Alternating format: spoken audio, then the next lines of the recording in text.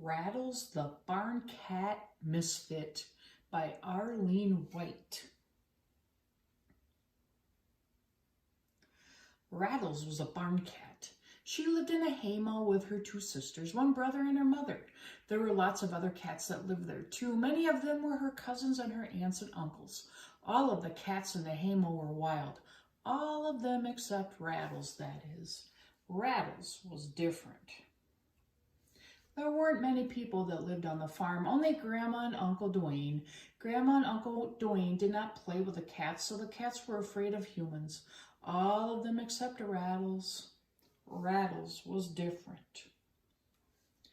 Rattles loved humans. When Uncle Dwayne milked the cows, Rattles would jump onto his lap. When Grandma fed the calves, Rattles would follow her. And when Grandma went for a walk, Rattles would jump on her shoulder, ride along, and purr a purr so big she sounded like a rattle. Rattles was different. One day, two children arrived on the farm. Their names were Linda and Michelle, and they had come to visit Grandma. "Kitty," shouted Linda as she crawled out of the van. "Grandma, do you have any new baby kittens?"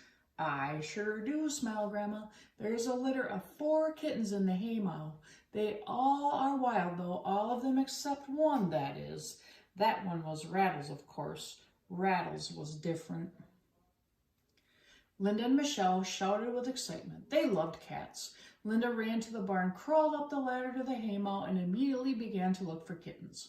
All the cats began to run. Rattles' 2 sisters ran. Her mother ran. All of her aunts and uncles and cousins ran. All of her friends ran. "Danger," they all hissed. "There's a human here." They all crawled into some holes between the straw bales to hide. All of them except Rattles. Rattles was different.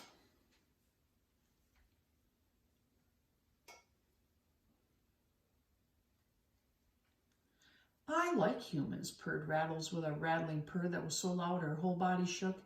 "Humans are nice. Why, this human is a child like me. I bet she would be fun to play with." Rattles put her tail straight up in the air, waddled over to Linda, and purred some more. "Kitty," yelled Linda as she picked up Rattles. Linda held Rattles close to her body as she carried her down the ladder and to Grandma's house. Rattles wasn't afraid. Rattles was different. Michelle greeted Linda and Rattles at the door. "Let me hold her," she cried. Linda let Michelle take the cat. Rattles again shook with her rattling purr. "This cat's name must be Rattles," said Michelle. "Her purr sounds like a rattle." "Mom, Dad, listen to Rattles purr." Linda, Michelle, and their mom and dad stayed at Grandma's house for 3 days. Every morning they would bring Rattles to the house and play with her all day. Every night they would bring Rattles to the haymow so she would be back with her family.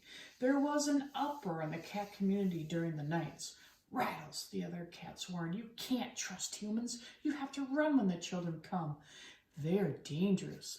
But Rattles could only reply, "They're not dangerous. They're fun and they're nice. They play string with me. They dress me in doll clothes. They feed me milk."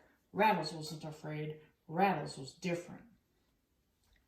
On the 4th morning, though, when Linda went to visit Rattles in the haymow, she had tears in her eyes. "Rattles," she said, "today we have to go back home to the city. I will take you to Michelle for a few minutes so we can say goodbye." When Michelle saw Rattles, she cried too.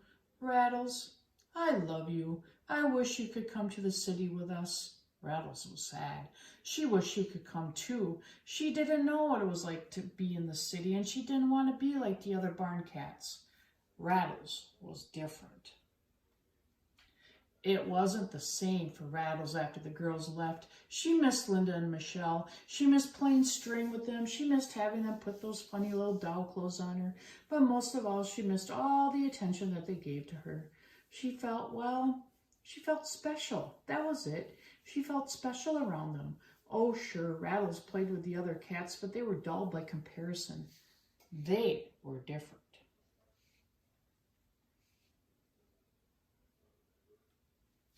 Rattles was sad. Rattles, Rattles, come on, Rattles, cheer up. Let's play run through the straw bales, said one of her sisters. But Rattles shook her head no. Boring, she thought to herself. Rattles, Rattles, let's play hiss and spit at each other, said one of her other sisters. No, no, thank you, said Rattles. It's, dumb, she thought to herself. Oh, Rattles, let's play stare at the dog, said one of her friends. No, that's okay, said Rattles. Rattles shook her head and thought to herself, they sure are different. The days started getting colder and the Rattles was getting sick. Her nose was running, her eyes were running, her stomach hurt. Rattles felt miserable. Grandma even noticed. Oh dear, said Grandma. The girls will be upset if something happens to Rattles. Grandma picked up Rattles and carried her to the car. Rattles, I'm afraid we're going to have to take you to the vet. When Grandma returned home from the veterinary, she kept Rattles in the house to keep her warm and had some special medicine to give her with an eyedropper. Rattles could hardly swallow it. Rattles was only in the house for 2 days when she heard some familiar voices. Happy Thanksgiving, Grandma. Rattles, you're here. You look sick.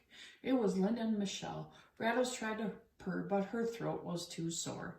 The girls again were having a 3-day stay at Grandma's. They played with Rattles a lot, but they let her rest a lot too. They were ready to go back to the city on the 4th morning when disaster struck.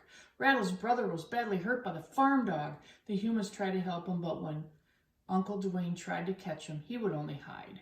Everyone could only hope for the best. Mom, Dad, the girls cried, can Rattles come home with us, please? We don't want her to get hurt by the farm dog, too. But we have a puppy at home, replied Dad. Our puppy is friendly and gentle, though, please. Well, okay, replied Dad. Grandma packed Rattles' medicine in the box she had been sleeping in.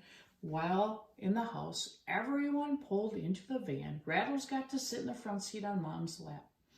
It was the longest ride Rattles ever had. They rode and rode and rode. 1 hour, 2 hours, 3 hours, 4 hours. I don't know, thought Rattles to herself. This is really long and boring for a sick cat. But things changed after 5 hours. Suddenly there was bright light shining all over in the dark. There were more buildings than Rattles ever could have imagined. And cars, there were cars. So many cars, they looked almost piled up on top of one another. Rattles sat at attention, watching out the window. This was exciting. Now this was different. Rattles knew she was almost at her new home when the family stopped at someone's house to pick up the family's playful, friendly puppy. They then went to a grocery store to get some cat food.